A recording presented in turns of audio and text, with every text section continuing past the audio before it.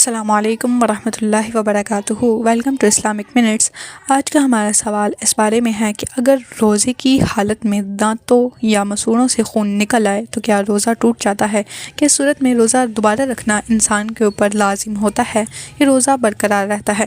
بعض لوگ تو اس ڈر سے مسواک یا برش بھی نہیں کرتے ہیں کہ کہیں خون نکل آئے اور ان کا روزہ خراب نہ ہو جائے۔ سب سے پہلے ہمیں سمجھنا ضروری ہے کہ روزہ کن چیزوں سے ٹوٹتا ہے۔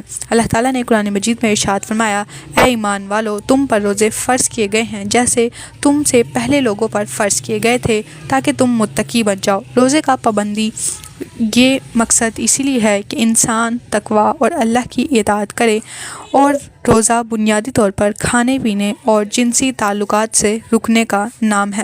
اگر روزے کی حالت میں دانتوں یا مسوڑوں سے خون نکل آئے تو اس کی دو صورتیں ہوتی ہیں۔ پہلی صورت یہ ہے کہ اگر خون صرف نکلے اور منہ کے اندر ہی رہے یا تھوک کے ساتھ باہر نکل جائے اور انسان اسے نگلے نہیں، تو اس صورت میں روزہ بالکل صحیح رہتا ہے، اس سے روزہ نہیں ٹوٹے گا، کیونکہ روزہ اس وقت ٹوٹتا ہے جب کوئی چیز جان بوجھ کر حلق کے اندر پہنچ جاتی ہے۔ رسول اللہ صلی اللہ علیہ وسلم نے فرمایا، اگر روزہ دار بھول کر کھا پی لے تو وہ اپنا روزہ پورا کرے، کیونکہ اللہ تعالیٰ نے اسے کھلایا اور پلایا ہے۔ اس حدیث سے معلوم ہوتا ہے کہ غیر ارادی چیزوں کی وجہ سے روزہ نہیں ٹوٹتا ہے۔ اسی اصول پر دانتوں سے خون نکل جانا بھی غیر ارادی طور پر ہی ہوتا ہے۔ بعض لوگ سمجھتے ہیں کہ روزے میں مسواک یا برش نہیں کرنا چاہیے، لیکن یہ درست نہیں ہے۔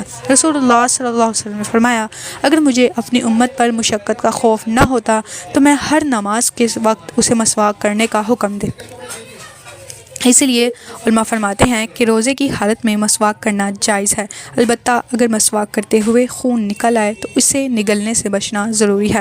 لہٰذا اگر روزے کی حالت میں دانتوں یا مسوڑوں سے خون نکل آئے تو گھبرانے کی ضرورت نہیں ہے۔ اگر خون نگلا نہ جائے تو روزہ بالکل صحیح رہتا ہے، لیکن احتیاط یہی ہے کہ خون کو فوراً باہر